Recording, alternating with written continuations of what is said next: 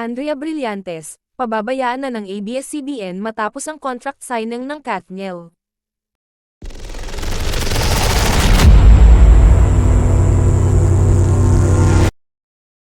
Matapos ang renewal of contract ni Catherine Bernardo at Daniel Padilla bilang kapamilya star, pababayaan na raw ba ng ABS-CBN ang controversial actress na si Andrea Brillantes?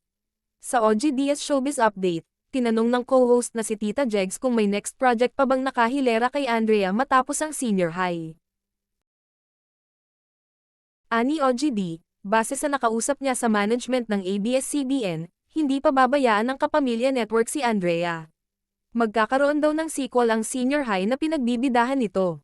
May plano ang ABS-CBN kay Andrea. May nakausap nga ako sa management ng ABS-CBN na magkakaroon ng sequel ang senior high dahil may clamor at maganda ang serye, saad niya.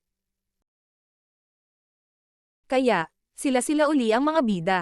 Despite the fact na may mga issue na involved si Andrea, hindi naman siya pababayaan ng ABS-CBN, dagdag ng talent manager showbiz vlogger.